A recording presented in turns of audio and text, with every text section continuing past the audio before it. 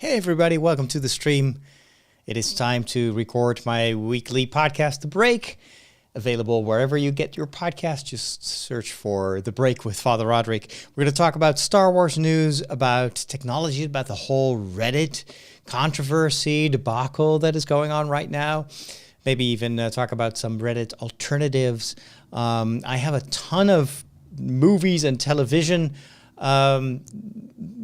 that I've watched and that I would like to share my opinion about. I've read a couple of books that I want to review here on the show, and much, much more. So sit back, relax, and enjoy the show.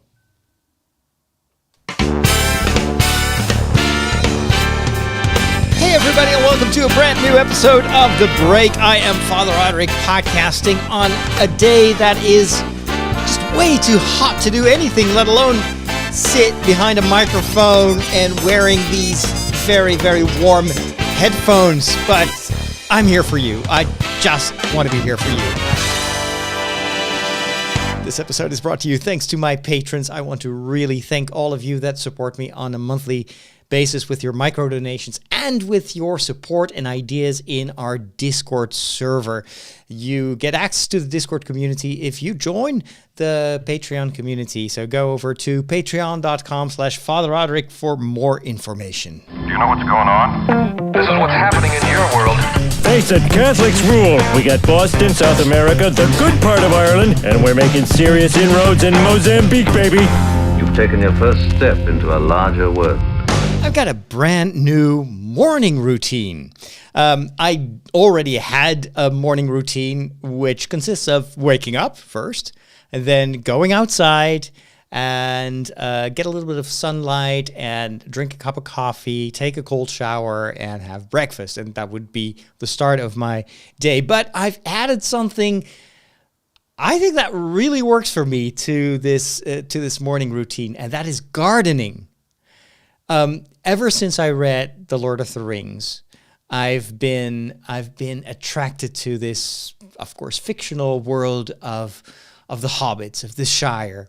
And if they would do an entire movie or an entire trilogy that would just be about Sam Gamgee gardening, because he's the gardener for Frodo, and used to be for Bilbo also. So he's tending to the garden around Bag End, in the footsteps of his father, called Ham Gamgee. So it's Ham and Sam. I would watch that trilogy.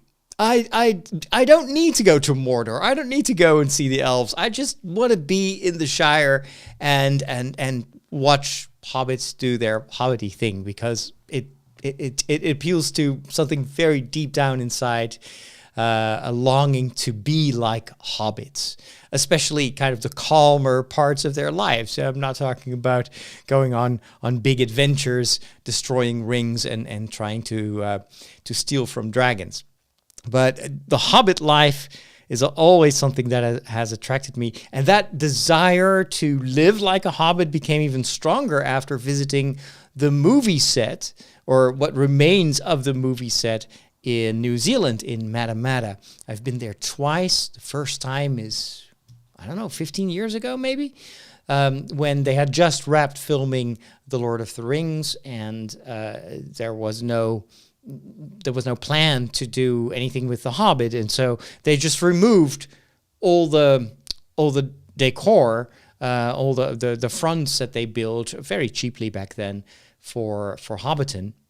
But when they filmed The Hobbit, they reconstructed the entire village, and this time they did it with stone, with quality materials, so that it could remain in place after the movies would wrap. And you can still visit that place today. It still looks exactly like what you see in the movie. The only thing that has changed a little bit is the big party tree, because of climate problems and drought, and I think there was a storm. That party tree that you see in the movies has been damaged quite a bit, which in the chronology of the Lord of the Rings actually doesn't pose a problem because, as you know, it's not in the movies, but it is in the books. The party tree gets destroyed during the battle around the Shire, or the sacking of the Shire, I think it's called. And so they plant a new tree. Maybe they can weave that into the story of when they show people around there on the set. Anyway, long story short, I always dreamt of living a bit like a hobbit myself, and so I've started to do some gardening early in the morning. It was also because, I knew that to wake up and to get energized for the day, getting sunlight on your face, like direct sunlight, not sitting behind a window or in front of a lamp. Of course, in the winter, sometimes you can only do that. But if there is sunshine outside, make sure to go outside for 10, 20 minutes, which will then start to wake you up and energize you. And a lot of people that recommend this practice go for a walk or go for a run. My problem is I already do a lot of running later during the day, but not before I get my breakfast, and so I didn't want to overdo it too much in terms of walking, running, etc. So I figured, I might as well just go do some gardening. And so what I did first was I bought a couple of big pots and some herbs. These fresh herbs, they cost about $150, $160. And usually those herbs, even though they come in a pot, you're supposed to use them right away, and they don't last very long. They always would die on me. And that is because usually the pot is way too small, plus all the nutrition in the earth that it comes with has already been used up by the plant to be presentable in the store. So the moment you buy it, there is not much in that pot anymore that can nourish the plant in the long run. And so what I did was I repotted all those plants. I grew a ton of basil.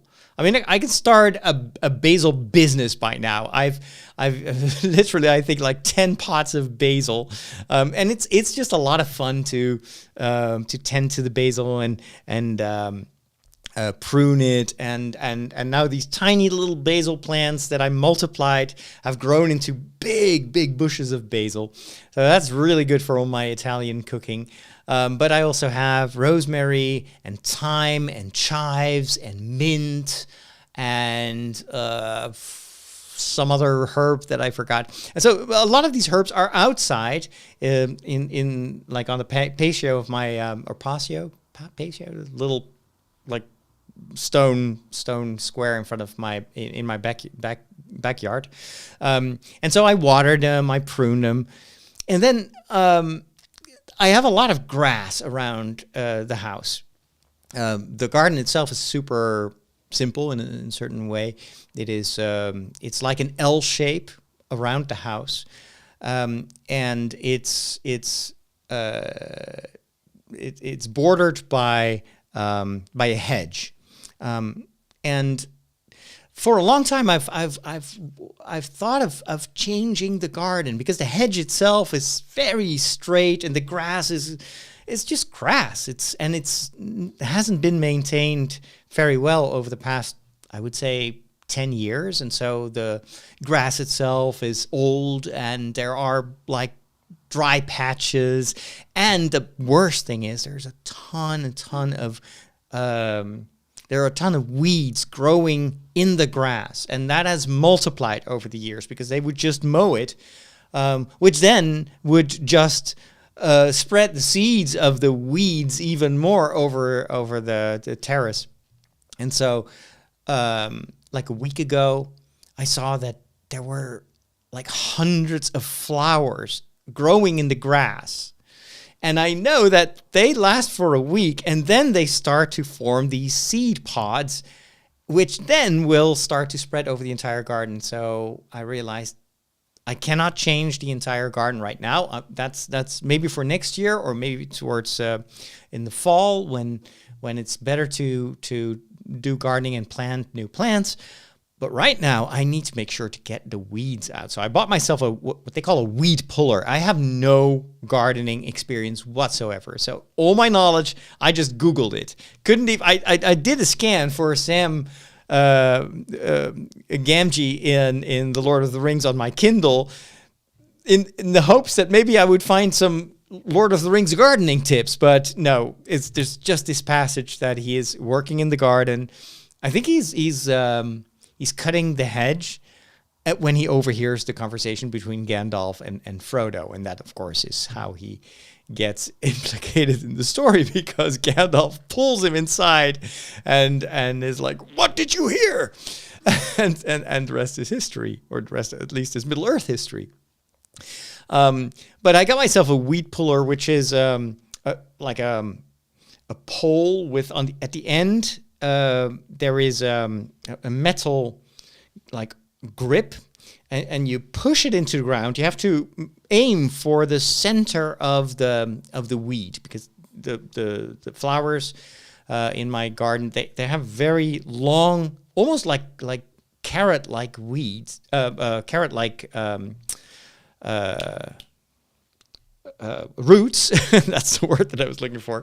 And if you just cut off the flowers, the roots will then grow into new flowers the next, or new plants the year after. So I wanted to make sure that I got all the roots out. And we're talking about, at first I thought, this will probably take me a couple of days. I've been doing this every morning for more than a week now, and I'm still not done. I think I must have removed more than 1,000 plants. So the grass itself is now full of holes where the roots would be, where these plants would be. Over time, of course, when it starts to rain and all that will even out.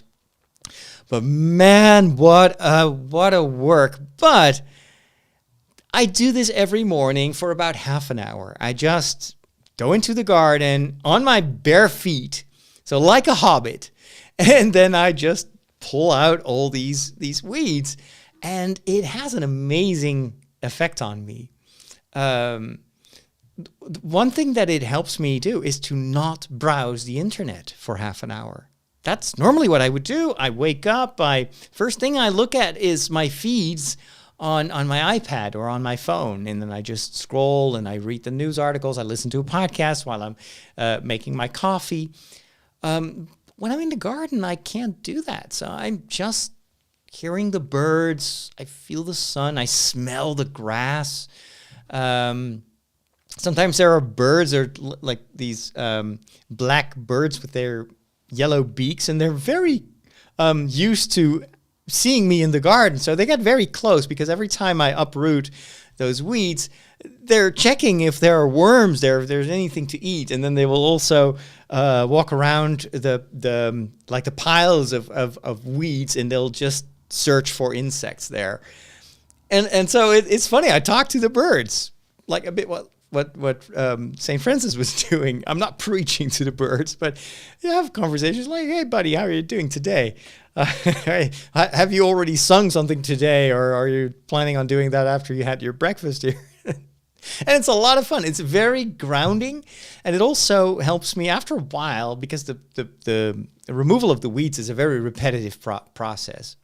You get into this trance, and I start to, trance, that sounds a bit esoteric, but it's very calming, and I start thinking about my day, what's on my calendar right now, and I think about projects. I sometimes even think about things I need to write down, or podcasts that I want to make, or videos that I'm working on, and all the while I'm just working with my hands. And after about half an hour, usually I just get tired, and the sun starts to rise above the buildings on the other side of the road, and so as soon as the sun starts to hit the grass, I have to get out there, because we're currently in a heat wave, and I don't want to get roasted before breakfast. And then I just make some coffee, and then I go take a cold shower. I love my cold showers. I'm going to talk about cold showers later on in the book section, because I've been reading a book by Mr. Iceman, as they call him here in the Netherlands, Wim Hoff,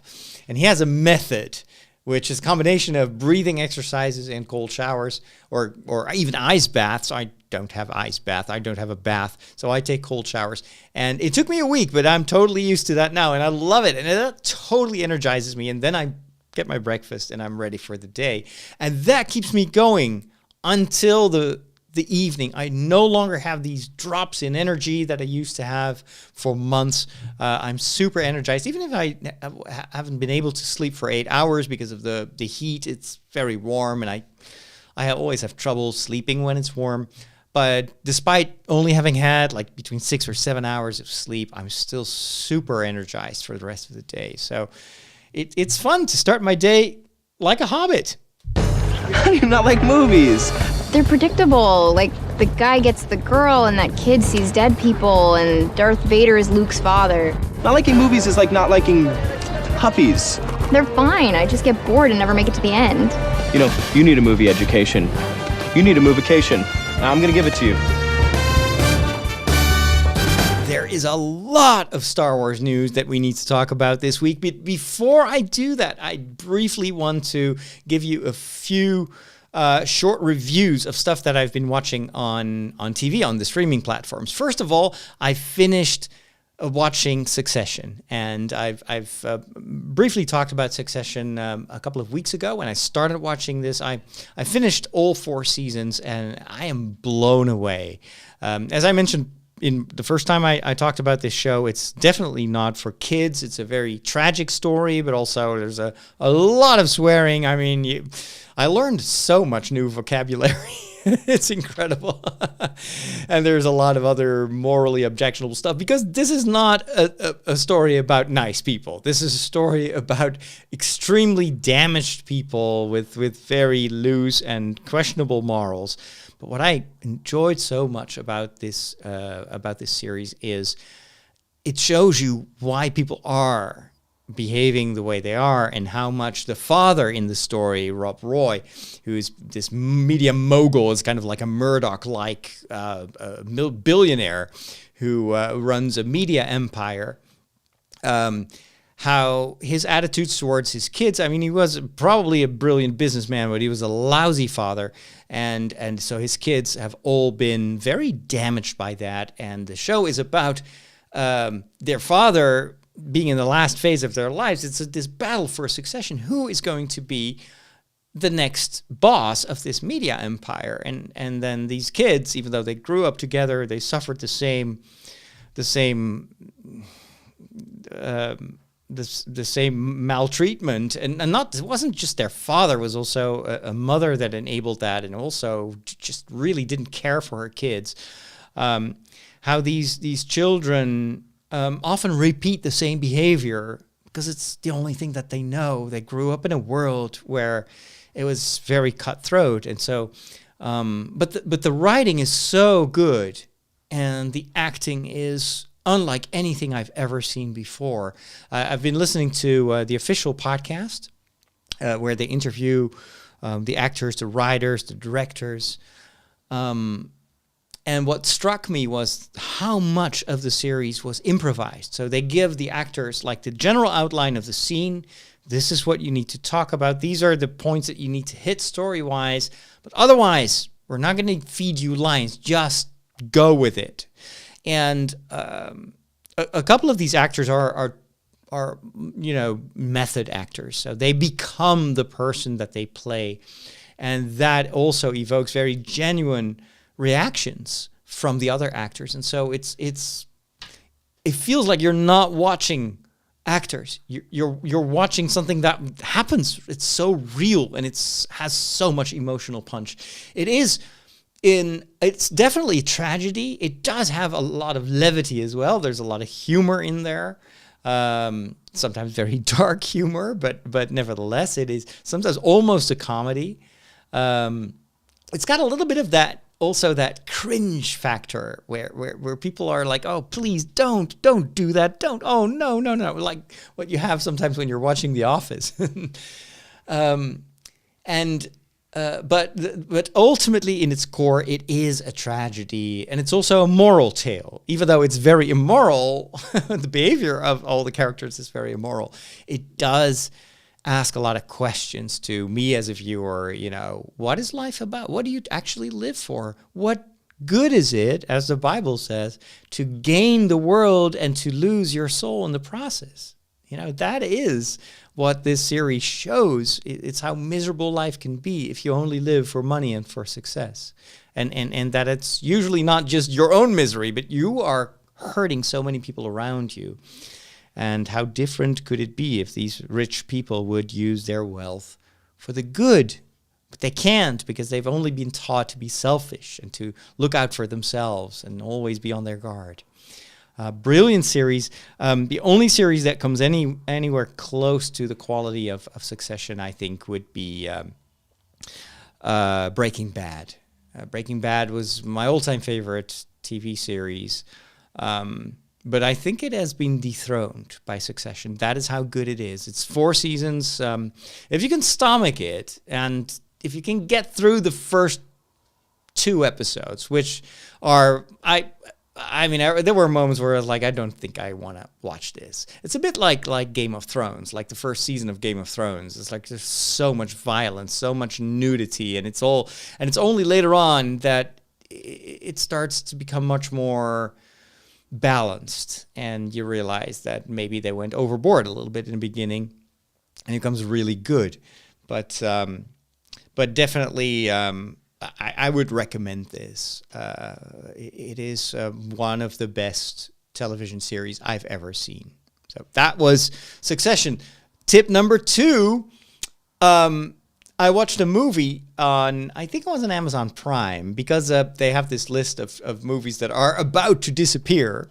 So I'm not sure if it's currently available on any of the streaming platforms, but I did watch it, and I'm so happy I did. It's called Darkest Hour. It's about the life of Winston Churchill. It's about his early days as Prime Minister of the UK during the Second World War, when he has to step up after a cabinet crisis. And Churchill himself is played by an unrecognizable Gary Oldman, who, of course, is in so many amazing movies. I mean, he is he's Harry Potter's godfather. He's the big villain in The Fifth Element, if you've ever seen that movie. It's one of my favorite science fiction movies. Here, he is Churchill. The makeup, the prosthetics, I don't know how they do it, but also his accent, his behavior. There's not a single moment where I thought that is Gary Oldman, which I normally have very quickly with well-known actors. No, this guy is Winston Churchill. He got an Academy Award for this role, and deservedly. He should have had 2, just because it's that good. The story is also good. It's just about a very small part of his life, but a very important one, and one that really illustrates what kind of man he actually was, full of contradictions. Not at all a hero. He's a very courageous man, someone who was extremely good with words. He was also a very accomplished writer and historian. But at the same time, someone with a lot of flaws, and who actually admitted those flaws, and admitted that he was afraid, and admitted that he didn't know what to do, but he did it anyway. And without Winston Churchill, the war would have ended probably in a very, very different way. So amazing, amazing movie. All right, now, before we go to Star Wars, one last thing. Tonight is Star Trek night, because it's the first new episode of Strange New Worlds, my favorite Star Trek series right now. And the second season has just begun. And so tonight I'm going to watch the first episode. I cannot wait. I love that crew. I love those stories. But let's talk Star Wars, because there's so much news. Of course, if you're following me on YouTube, you may have seen my initial reaction to the gameplay trailer, or well, actually, I should say the cinematic trailer, because I didn't have time to record something about the gameplay that was shown the day after. But I reacted to the gameplay trailer for a brand new open world Star Wars game called Star Wars Outlaws. It is looking so good. It is a very vast game. It is a story about a young woman who is a bit like a rogue character, maybe a bit like Han Solo. So she's stealing from the Empire. But she's not morally compromised. She tries to survive, and so she has to constantly choose her allegiances, and she also has to keep her reputation in check. If she doesn't, then everybody's going after her. It's a dangerous world.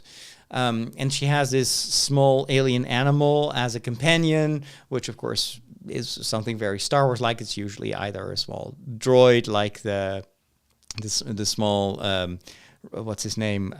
B2? No, that's the other droid of Cal Kestis in the Fallen Order and the Jedi Survivor games.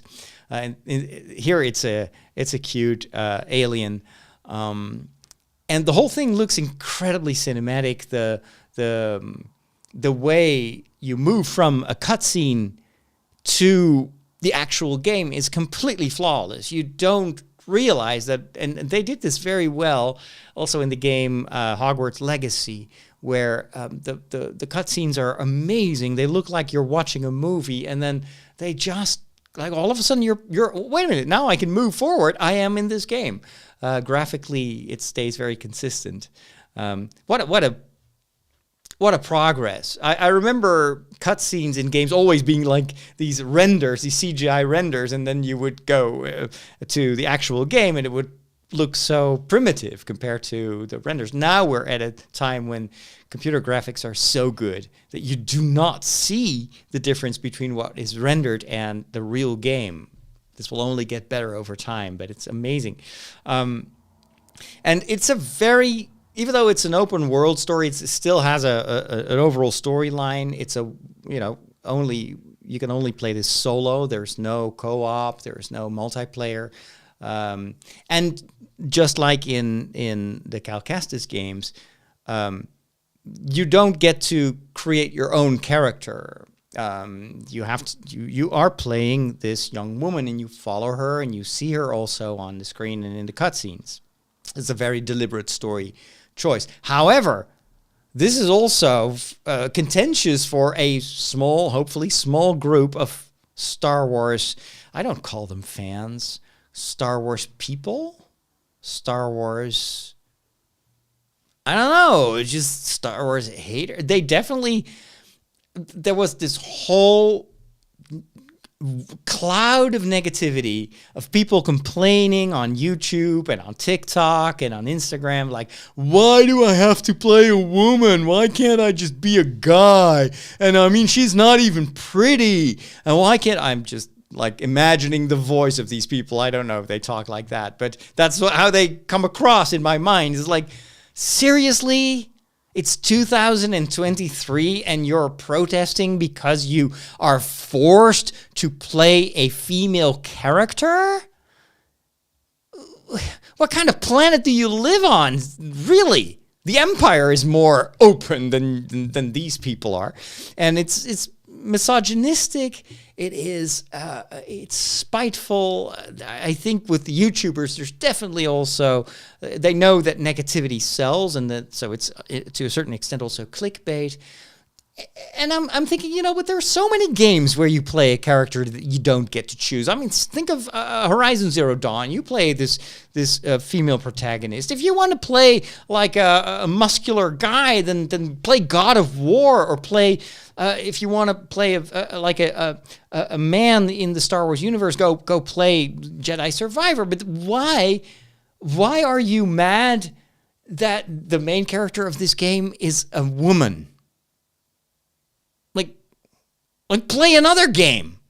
Like, I'm not going to complain. I'm not reading The Hobbit, and it's like, well, this is a disappointing book. I mean, why is Gandalf a guy? I mean, why can't it be a witch? Why isn't it a woman? I don't want to read this book anymore, or something else like that. It's so stupid. That's why I have a hard time considering these people to be Star Wars fans, because this is so not what Star Wars stands for. Okay. End of my rant. But I'm super excited about that game. Second bit of news. Vivien Blair, who plays young Princess Leia in Obi-Wan Kenobi, the television series, has done an interview in which she is pitching an entire television series about young Princess Leia. And you know what? I was reading that and I'm thinking, yes, they should go with this. They should do a series about young Princess Leia on Alderaan. And that doesn't have to have Obi-Wan Kenobi in it. In fact, Lyra herself admits, or I should say Vivien herself, admits that wouldn't be logical, because we know that the moment she says goodbye to Obi-Wan Kenobi in the final episode of the first season, I'm still saying first season because I'm hoping there'll be a second season of Obi-Wan Kenobi. That is the final moment that she sees Obi-Wan Kenobi. The next time she'll talk to Obi-Wan Kenobi, she'll be in that hologram, and she'll like, you helped my father in the Clone Wars, and you're our only hope, Obi-Wan Kenobi. So she knows that it's probably not going to happen that she will be in the second season of Obi-Wan Kenobi. But why not do an Alderaan series? Maybe even gear it towards a younger audience. I think you have an actress that is willing, that is very talented. You already have introduced her in the Star Wars canon. You probably also created a lot of backgrounds. You may be able to get the other actors that we saw on Alderaan involved in this. And there are a ton of stories that you could tell with that character. I think it's a brilliant idea. So I'm hoping that they'll go for it. Vivien Blair, I want to see her back as Princess Leia.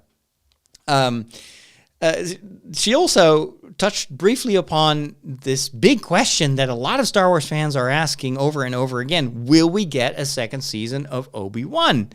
And Vivien says, honestly, I think that's still possible because, and then she says, Ewan McGregor is just begging to do another one. He's really excited. So that's another confirmation that Ewan McGregor is actively pursuing a second season of Obi-Wan Kenobi.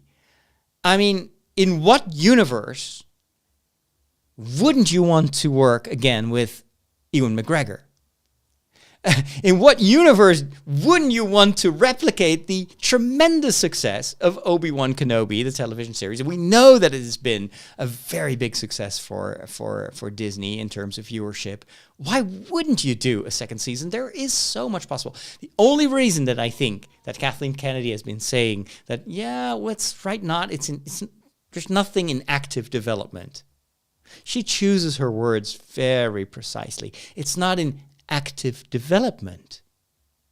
That term can cover a lot of things. She doesn't say, no, we're not going to do that. No, not anytime soon. No, it's not in active development. Active development would mean pre-production.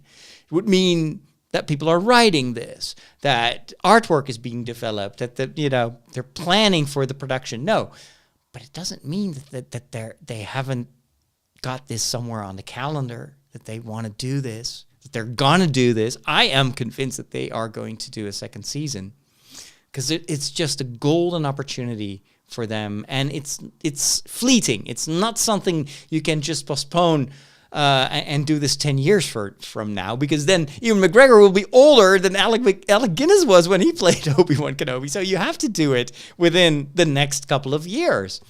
And I think they should. They've got Hayden involved. They've seen how much the fans love Hayden and Ewan McGregor at the last Star Wars celebration. I mean, it's just a no-brainer. And I'm excited that young Vivien is bringing that up. I even hope that she brings it up on purpose, that this is one of the ways in which Disney's PR machine is keeping that hope alive, and they're just looking at the reactions of the fans. So here's my reaction, Disney. Go for it.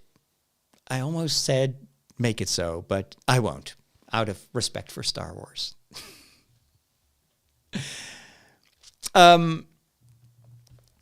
Third bit of news about Star Wars. We know that there's going to be a Star Wars movies about the early origins of the Jedi. Not necessarily about the Jedi, but definitely about the first people who discover how they can use the Force. And we also know that that movie has a director attached to it. And that is none other than the director of the new Indiana Jones movie, James Mangold. He is super excited about being attached to a Star Wars project and to do something that is so different from anything Disney has done before and Lucasfilm has done before. He actually didn't expect them to accept this proposal that he had because Star Wars was always trying to fill in the gaps and to move forward. So he felt that, yeah, they probably want me to do a movie about what happens next in the Star Wars galaxy. But he made a pitch, nevertheless, to go way back in time and to tell a story about how the Force came about. Well, maybe the Force has always been there, but definitely how these Jedi teachings and the books that we've seen, first of all in Luke's cave, and then later on we know that Rey brought those books with her at the end of the Rise of Skywalker, that those early teachings come from the, let's say, like the Old Testament in the Jedi-verse. So I think it's an amazing idea to tell a story that is not necessarily told with the same vocabulary as the current Star Wars stories. There will not be droids in there. There won't be Jedi and no lightsabers, but there will be the Force. And to see where this comes from, and maybe also to see this, to create a Genesis story. You know, what is Genesis in the Bible? It's a story, or actually we have multiple versions of the creation story. Those were, of course, not written at the time when God created the universe. But they were written a couple of thousands of years ago to explain why the world is the way it is, how evil came about, what the role of God is in all that, and what our purpose is in this creation. And so I think it makes total sense in a franchise that is supposed to be modern mythology to also spend time setting up this mythology, telling the origin story of this mythology, go back to the early days of the Force, and that will give them carte blanche when it comes to depicting that world. And so it can generate a ton of new characters and environments and story threads. And I love the idea that we're going to get something very new, something we've never seen before. This is even better than the High Republic or the Old Republic, because that visually still looks a lot like the visual vocabulary of the movies that we have. But to go way back in time and to do something brand new, yeah, I think it's going to be super interesting. I also think, and this I'm reading between the lines in all the news, that James Mangold actually already has a script, or at least a rough draft, because they're supposed to start filming this already in, I think, 2024. Now, I'm not entirely certain about this. I think I read that somewhere, but that means if they start production, filming in 2024, you bet that pre-production has been going on for quite a while. And the fact that they were bold enough to announce this at Star Wars Celebration in London, they only do that when they know that this is going to work. They've learned, I hope, from previous announcements where they would be super excited. There's this movie that's, Taika Waititi's working on, and then radio silence because Taika Waititi is still struggling with the script and with the 100 other movies that he's working on. And so I'm pretty sure that the script is already there. And you have to have that, because if you want to start filming in 2024, you have to start casting soon, you have to start building sets very soon. And the only thing that could maybe delay this is the current writer's strike. But what if the script is already written? And what if they just bet that once they start filming, the writer's strike will already be over, so they can make like new adjustments and do some writing while filming this? Very, very excited. Of the 3 movies that have been announced, this is maybe the movie that I'm most excited about, because I want to see this universe expand. And then finally, we have very cool news about the next Star Wars movies. We heard at the Star Wars celebration in London for the first time that there was not one, not two, but that there were 3 new Star Wars movies in the making. But the only thing we didn't know is, when are we actually going to be able to see these movies in theater? They didn't reveal that. They didn't talk about that. Well, now we know, because Disney has given us 3 dates for these Star Wars movies. They don't tell us which one comes first. Is it going to be James Mangold's movie about the origins of the Force? Is this going to be the sequel to the last trilogy, where we will see Rey trying to build up a new Jedi Academy? Maybe Finn will be back. Maybe Poe Dameron will be back. Who knows? Maybe it's going to be that movie. Maybe it's this third project, which we don't know much about either, but we do have dates. And we also have learned that the first movie was supposed to come out in December of 2025. That was what they were aiming for. So I'm thinking, first movie in December 25, it means they have to start filming in 2024, because usually these theatrical releases have more than a year of post-production. The only movie that we have heard about that they're planning on filming in 2024 is James Mangold's, The Dawn of the Jedi. That's a title. I'm not sure if that's an official title, but it's definitely a title that is used by the fans. Maybe that's the first movie. However, that movie that was supposed to be released on December the 19th of 2025 has been postponed, has been pushed forward. And now it will be released on May the 22nd of 2026. Whoa. That's 2 years from now. We have to wait 2 more years before we get to see the next theatrical movie. In the meantime, there will have been like 5 or 6 Marvel movies. Come on, it's not fair. I like superheroes, but Star Wars, we need more Star Wars movies in theater. No, just kidding. I mean, I'd rather have them taking their time than to deliver something that doesn't work in movie theaters. We Star Wars fans, we know how to wait, except for a few people that always complain about everything, but sure.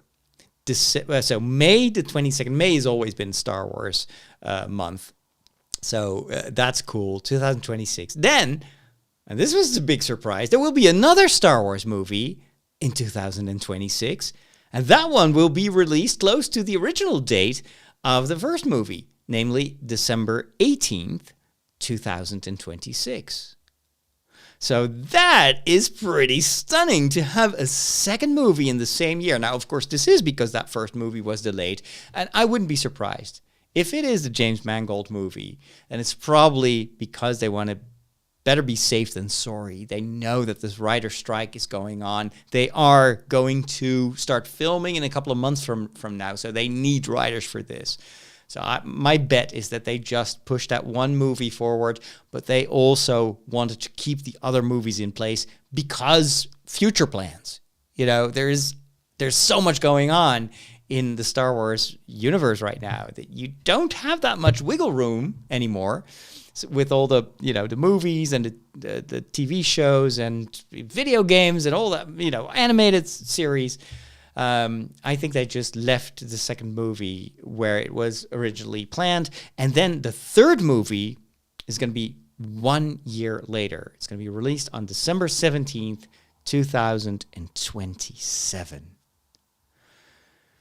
Oh, what a great time to be alive. To know that they now have dates for these 3 movies. And let's hope, let's pray the maker that these movies will not be postponed even more. Anything can happen. It has happened in the past as well that movies have been postponed. But seriously, I hope they get it right. And I hope that in 2026 and 27 we'll get to see these 3 theatrical movies. How excited are you? I'd love to hear your thoughts.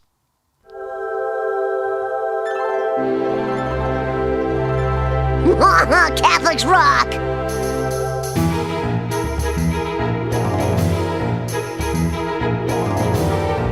It's time for a quick visit to the Peculiar Bunch, and this is where you can ask anything about Catholics and Catholicism. Catholics can be a peculiar bunch. No meat on Friday. Oh, meat? What do they eat? Light bulbs? Or you can ask any question about faith in general. That's fine with me. I'll try to answer any question.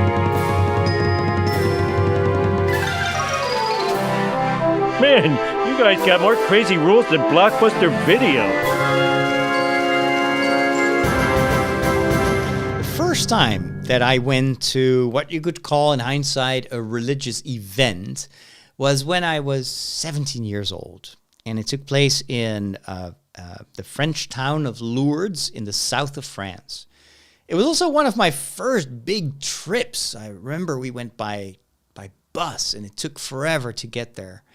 And I was partaking in my first pilgrimage that I had ever done. I was 17 years old, and actually I hadn't been into religion for much time. My hobbies were Star Wars and model airplanes and trains and drawing comics and reading, lots of reading and listening to radio plays on the BBC, and that was what my life consisted of. But for about a year, I've been rediscovering the faith that I had been handed over by my parents as a child. I was now in secondary school, and a lot of my classmates were no longer going to church, and there were lots of discussions in school about religion, and usually that was pretty negative. And I felt like, well, but I don't know how to respond to this. I still go to church. I'm serving as an acolyte, but I don't know anything. I don't know how to respond to all this criticism. So what did I do? I just started reading. And I was like, oh my gosh, why didn't anyone tell me this? Why didn't anyone teach me this? And I was very much self-taught when it comes to Catholicism at the time. And so when I was 17 years old, I went on this big youth pilgrimage to Lourdes, and there were about 50,000 participants from all over the world. It was a bit like World Youth Day, if you've ever seen images of that on TV. But back then, that hadn't been invented yet. And for me, it was a shocker. It was just so amazing to have so many people of my age that were there for who faith was just part of their lives and very much, a positive force. It was amazing to be in these celebrations. And there was definitely, with the music and the lights and the liturgies, it was always like 100 times bigger and better than what I had ever seen in my life before. The problem was when I came back home, I had this huge, time of blues and almost like a depression. How am I ever going to go back to school after this? I mean, that's also the trip during which I received my vocation. And so I came home knowing 100% certain that God wanted me to be a priest. And then I had to go back to school, and it's like, man, I still have to go to school for another year before I can go to seminary. How on earth am I going to get used to this boring life? And I just wanted to go back to Lourdes and be there forever, but of course you can't. And you know what? I'm not the only one who experiences this. Jeremy in our Discord community was also asking about that. He went to a big religious conference, and he said, it's so amazing, and you feel the Holy Spirit, and you're so excited, and then you come back home, and everything is drab and boring and quiet, and how do I deal with that? I feel miserable. Is there a way to kind of keep that enthusiasm going? And I thought back of my first religious event blues. And I've had this also with non-religious experiences as well. You know that I love going to these fantasy fairs and to Elfia in the Netherlands. And next weekend, I'll be going to Comic-Con in the Netherlands, not in San Diego. I wish I could one day, maybe. But and I know that that's going to be 2 days of geeking out. I love being there. It's different from a fantasy festival where it's mostly outside. This is in a big, like big halls. It's much more akin to the Star Wars celebration, but it's very diverse. There is definitely a lot of Star Wars there, but they're, on stage they interview actors from movies, TV series. There are comic book artists and writers there. It's 2 days. Very crowded usually. It's super intense. I always meet a ton of people that I know from other festivals, so that too, socially, it's super intense. And then I know that on Monday I'm gonna have a hard time. I was like, oh man, why can't I have this every day? Because this is it's like, sometimes when I read The Hobbit, I feel like I just want to live there in the Shire. I don't want to live in the Netherlands. Come on. Why don't I migrate to Middle Earth, to New Zealand, and just start over there? Well, yeah, you can't. Well, of course, how do I deal with that blues? I can only speak from my own experience. One of the things that I do when I have experienced super intense days. First of all, I put in some extra. I put in extra work in taking good care of myself. So usually I'm a bit sleep deprived after a couple of days like that. So I make sure that I get my sleep. I eat at regular times. I try to eat healthy. Sometimes I will even, especially if I've been to a festival, I try to replicate the food that I had at the festival. So I'll just Google how can I make my own festival food. And so that is a way for me to still enjoy a little bit of the smells at least, and the tastes of that I experienced during those days. And I make sure I go outside. I go for a bike ride. I don't want to sit inside my house or behind a computer just feeling miserable. So just getting some fresh air, going for a walk in the woods, that helps. Connect with friends. Just, connect online, or maybe I'll share photos in the Discord community, or maybe I'll go online and play a video game and chat with friends. That also is usually very, very helpful if you're struggling with post-festival blues. And then I often either I write down what I'm thankful for, encounters that I've had, or insights. I just do a lot of journaling after intense days like that.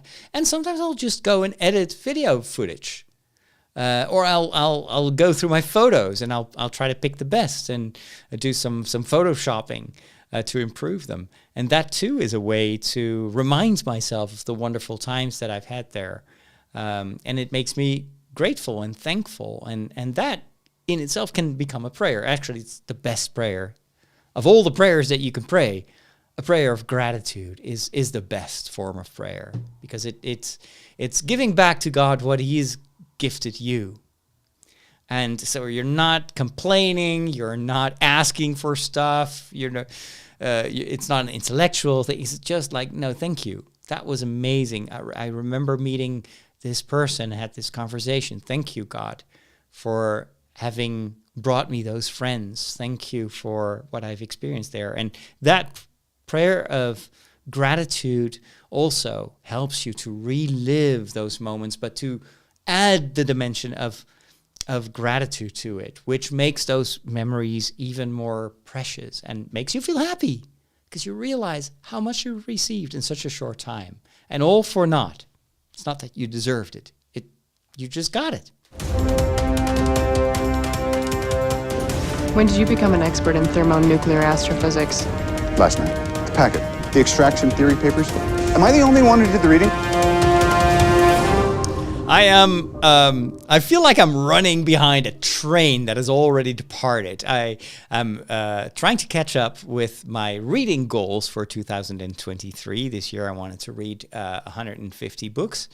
And I was 9 books behind last week. However, now I'm only 7 books behind. So I've done a lot of reading lately. And in the past couple of days, I've read 4 books. I hope that in 2 weeks from now, I'll be all caught up again. But let me briefly talk about the books that I read this past week. First book that I read is called The Wim Hoff Method. Wim Hoff is a 60-something-year-old guy who raised to fame on Dutch TV because of his YouTube videos showing him taking ice baths, showing him climbing huge mountains like Mount Everest in just shorts, not even wearing a shirt. And people were asking, is this just a freak of nature? Is this a superhuman? And he's been doing this ever since he was a student. And when he was interviewed and followed by these journalists, he kept saying, this is something that anyone can do. You can learn how to do this. And it involves 2 basic things that you need to do every day. The first one is breathing.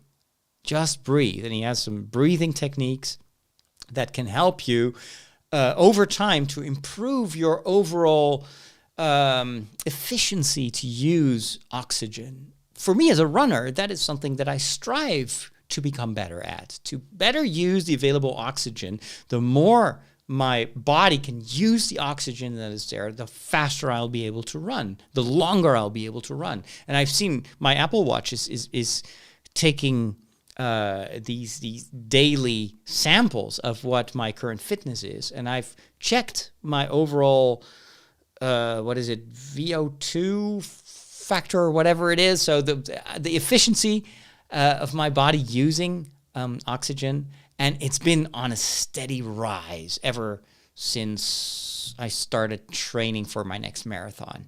So that's encouraging, and I notice it also. Like this morning, we had to run uphill. We're doing this training, and then one of my fellow runners in the group said, I cannot believe the difference between you last year and you this year. And he said, I remember that we were running the same hill and you would completely crash. You would be completely out of breath. And you had such a hard time getting up these hills.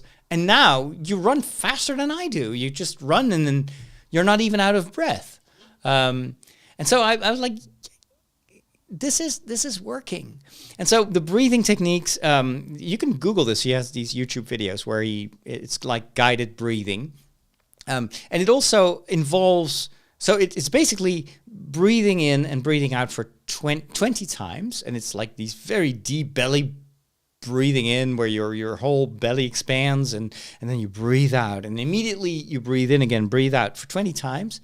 And then the last time you breathe out, you don't breathe in anymore and you try to hold your breath for 30 seconds.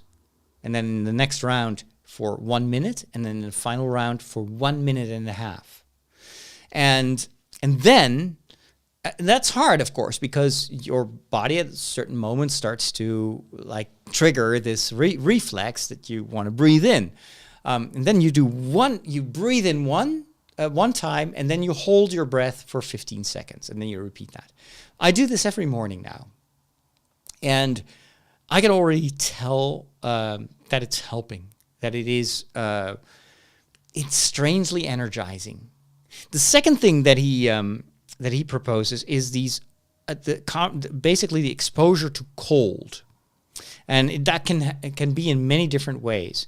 But he has discovered that if you train yourself to take cold showers or ice baths over time, you can actually learn to heat up your own body and to withstand cold, even to a degree that is pretty astonishing. And at first, especially scientists and doctors were very concerned. They were like, you're going to kill yourself. And especially if you would go up a mountain like with other people, you're going to kill all these other people. And he said, no, because I know how I can help them to warm up their own bodies. It seems almost like something a guru would sell, like, I don't know, just snake oil. The thing is, he has been followed by scientists, by doctors. They've been measuring what happened to his body, and they are concluding with him that actually this works. This is pretty amazing, but you can, with, of course, proper guidance and proper exercise, go way beyond what we thought was possible.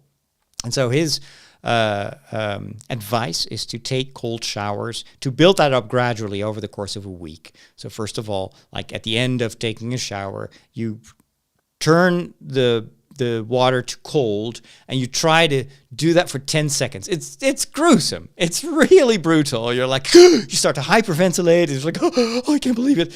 And then the next day, you do it for 20 seconds, and so on and so forth. I'm now at the point where I can stay. I just take a cold shower for 2 minutes. I don't usually take showers that last longer than 2 minutes. And for 2 minutes, I'm standing in ice cold water, and I don't shiver, I don't feel cold. It's very refreshing, literally. But it's also, after a while, after about 30 seconds, my body feels warm, almost as if it's heating up instead of cooling down.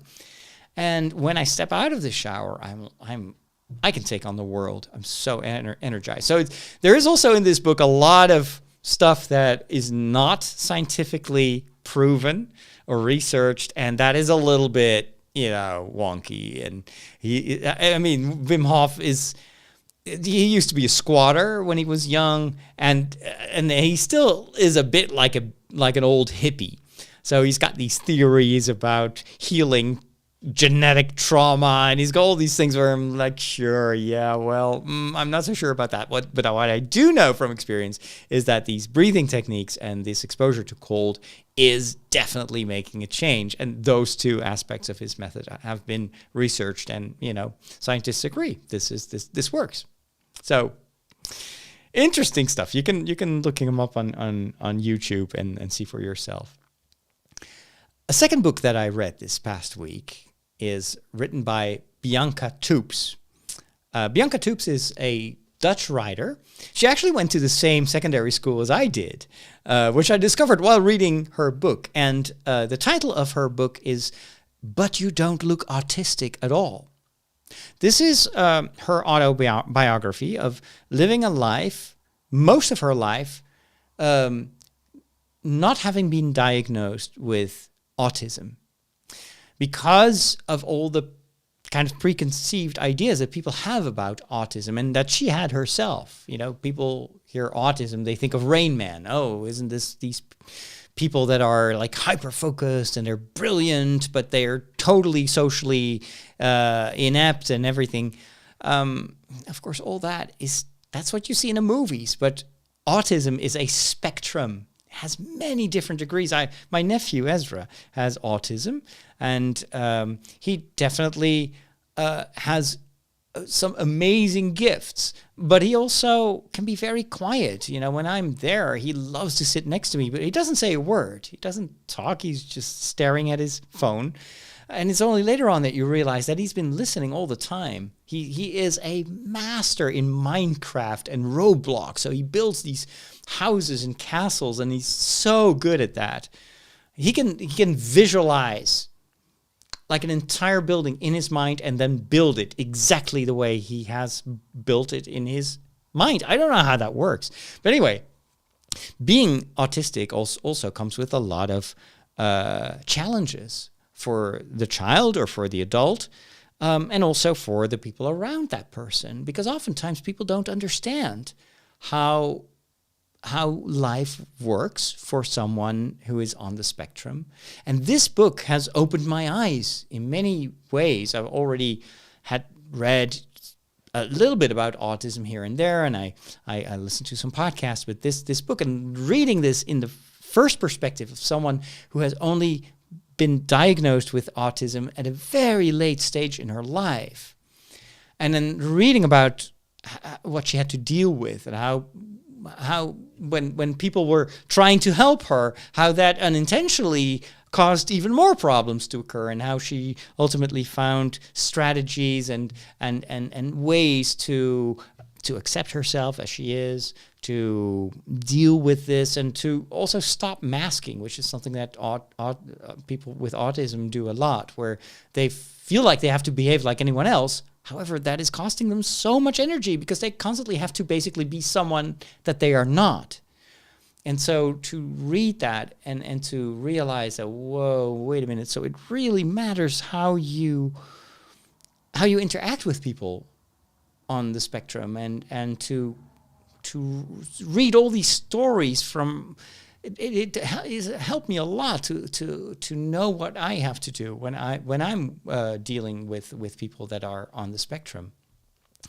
A wonderful book, also funny. Very funny at times. It's the original book is in Dutch, and it's been translated in English. So the English title is "But You Don't Look Autistic at All." If you have people with autism in your own work or family circle, or even if you too may be an undiagnosed person with autism, if you have ever wondered, could that be the case? This book, I think, could open your eyes and could really help you to maybe understand yourself or understand someone that is dealing with autism.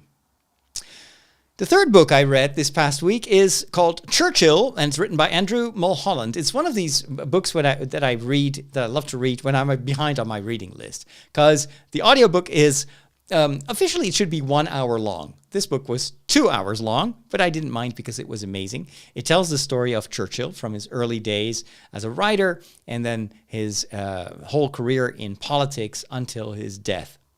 And I wanted to read this book because I had just seen Darkest Hour, about a very small portion of Churchill's life. And I just wanted to know what happened next and what happened before. And this book was very well written, very entertaining, and made me appreciate the movie even more. The final book that I read this past week is by one of my favorite horror and fiction and science fiction authors, Stephen King. The book is called Later. It tells a story about a boy who is able to see dead people, but not like The Boy in the Sixth Sense, a movie that is actually known in the story by the main character. He's like, no, it's not like that movie.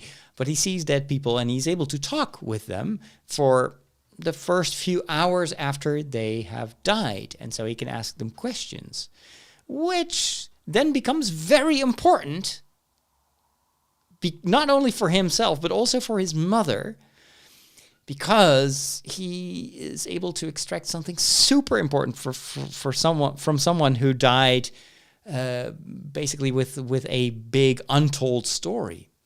And then later on, this ability also gets him in trouble, because dealing with the afterlife and dealing with, people that are no longer here can also trigger things from this other dimension, and it gets all very creepy and very scary.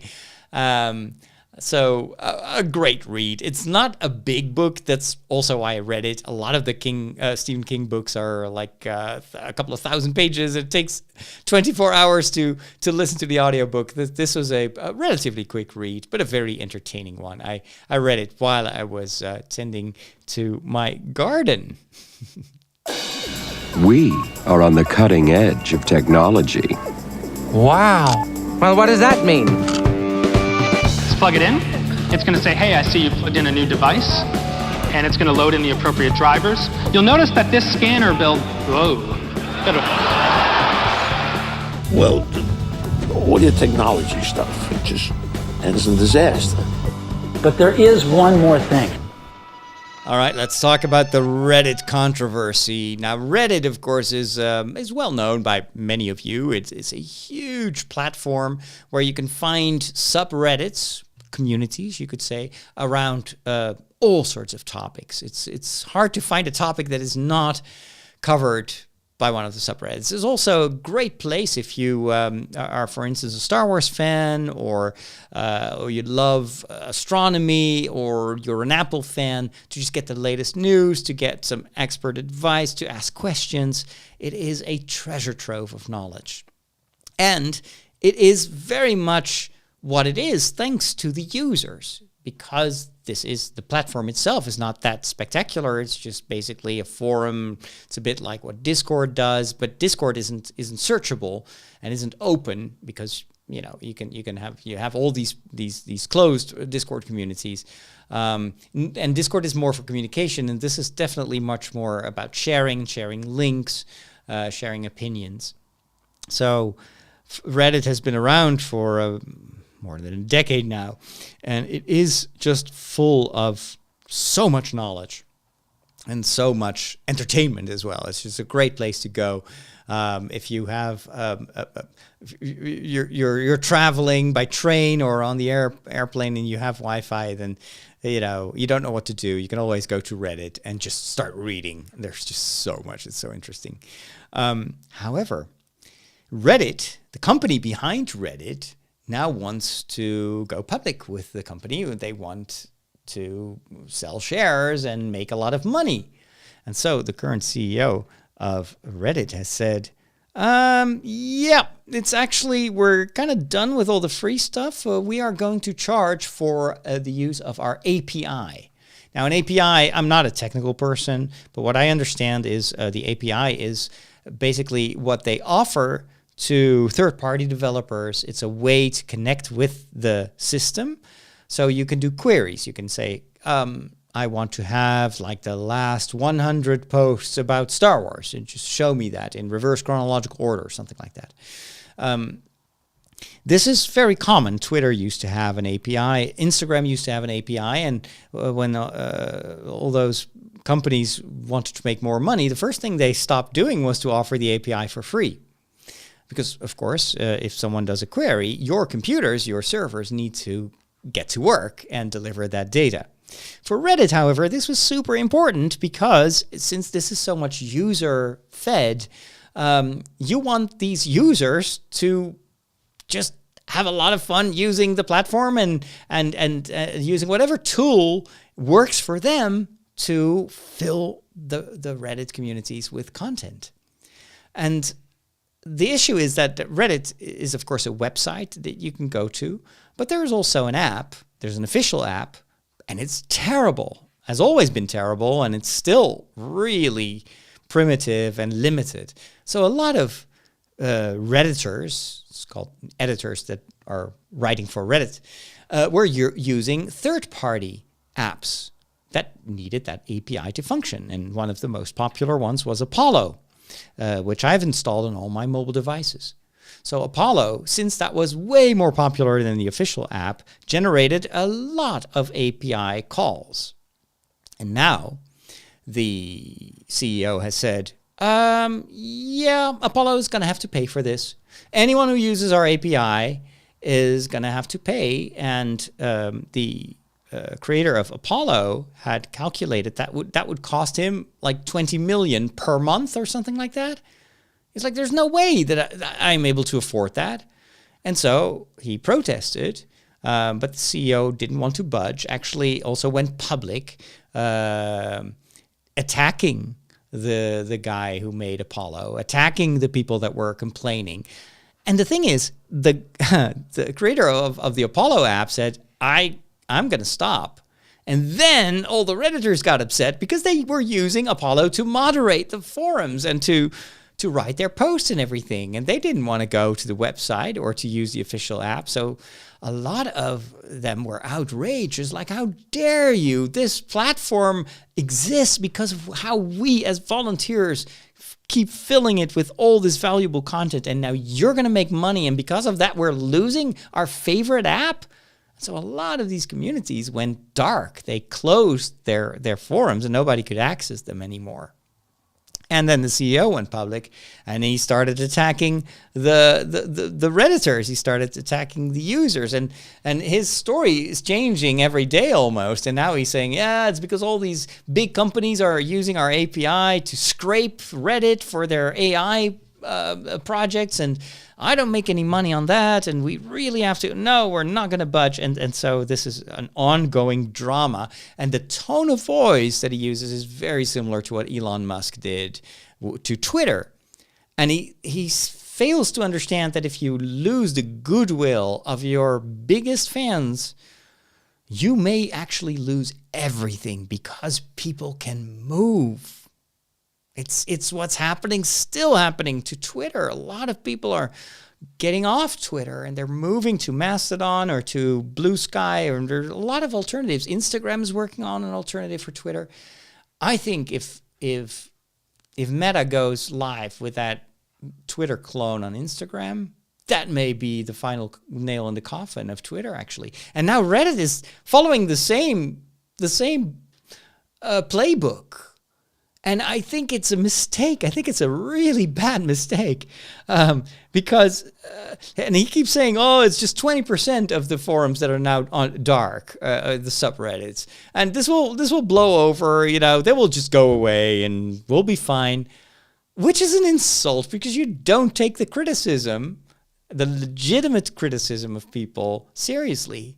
So you're basically insulting your best contributors. I don't think this is going to end well. I've got a very bad feeling about this. So where do people go? That's the big question, of course. Reddit is so big. It's like Twitter. Where do you go? Nothing compares to what Twitter has to offer. And yet, the more people are leaving Twitter, the more these alternatives will start to mature. Twitter in its early days was really bad, and it only became what it is now after years and years of development. And I think the same can happen to whatever is going to be the successor for Reddit. So there are a few things that I'm currently trying out. Lemmy, which is part of the Fediverse. You can go to join-lemmy with a y.org. Squabbles.io, SQUABBLES.io. And keybin.pubs is KBIN.pub. That's also tied into the Fediverse. None of these platforms feel like Reddit in the sense that it's especially the ones that are tied into the Fediverse. It's the same thing. You have to choose a server. It's all the kind of the threshold, the entry level problems that Mastodon has or had and still has to a certain extent also are true for Lemmy and for Keybin. Squabbles is, I think, more of a centralized experience, so maybe that will be where everybody goes. But I'm definitely going to try them out. I'm always in for alternatives. It's not that I'm a big Reddit user, but I think competition is very good. These big, monolithic social platforms that ultimately are in it for the money, and you are actually the value. You're selling your own data and your contributions, but you don't get revenue from that. I think that's bad for the debate. It's bad for mankind. So the more the merrier. Let's see where this will go. And if you have your favorite Reddit alternative that you're enthusiastic about, let me know, because I always go where my followers go. All right. Thank you so much for listening to this episode. Again, big thank you to my patrons. If you want to join them for as little as $2.50 per month, if you can miss that, you can buy me a cup of tea. I don't even think you can get a cup of coffee for $2.50, but a cup of tea once every month. I'll keep doing these podcasts and providing you with videos on my YouTube channel and TikToks. And in exchange, you help me pay the bills and eat something every once in a while. Go to patreon.com/Father Roderick. I'll talk to you soon. Take care. May the force be with you. And God bless. Live long and prosper.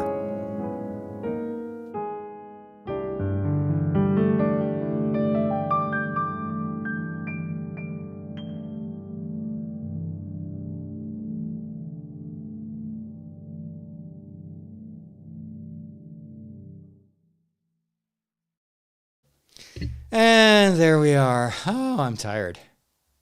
I'm tired and very hungry now. Hello there, Epic Music and Covers, and Ruben is there, and Chris is there too. Do you think the cameo version from the Book of Boba Fett or The Mandalorian or Luke Skywalker might return in one of these upcoming movies? Or do you think it's going to be in the Dave Filoni movie? I don't know. I think it's more the Dave Filoni movie definitely is going to have some fan favorites. The Mandalorian, inevitably. Grogu, sure.